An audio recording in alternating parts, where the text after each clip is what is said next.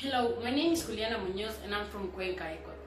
I'm going to participate on the EF Challenge 2019 and I have to answer the question, what are your hopes for the future of our society? To talk about hopes of improvement in our society, first we need to talk about what is wrong with it now. Nowadays there are way too many issues that we need to solve, but today I want to focus on one, massive contamination.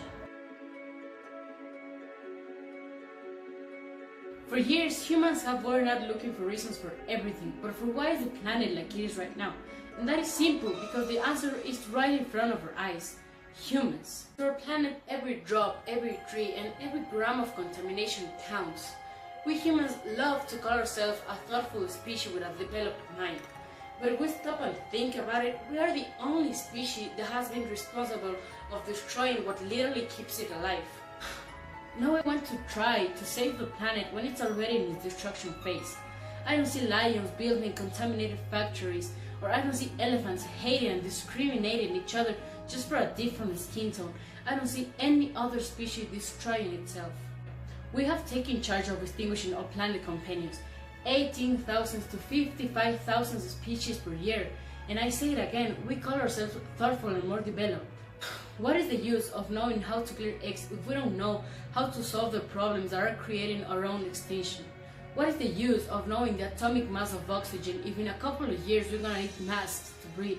And what is the use of knowing the history of mankind if we humans are going to keep repeating and making the same mistakes we have been making for decades and signing our death sentence? The problems of contamination that now exist might not be our fault, but it is our responsibility to try to fix them and not to worsen them, because it's mediocre to think that there's nothing we can do. Every change counts. I feel sorry for those people who think their actions don't have any weight at all in the course of planet is taking, because reusing a plastic bag, trying to make less waste, and being more conscious with water use helps. They might look like insignificant actions, but at least they are actions, and at least you're doing something to change the fact that most people don't even care about. Many politicians are not mature enough to care, so they leave it to us, children and teens, to solve the problem. Our entire existence is being sacrificed by a tiny amount of people so they can make tons of money and live in luxury. In 60 years, I'll be celebrating my 55th birthday. If I have children, maybe they will spend that day with me and they will ask me why we didn't do anything while there was still time to act. We have run out of excuses and we're running out of time. And I want to remind you that this planet doesn't need us, but we do need the planet.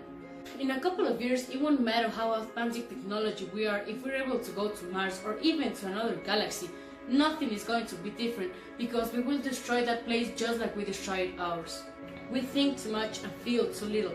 More than machinery, we need humanity, and more than cleverness, we need kindness and gentleness, because without these qualities, life will be worthless.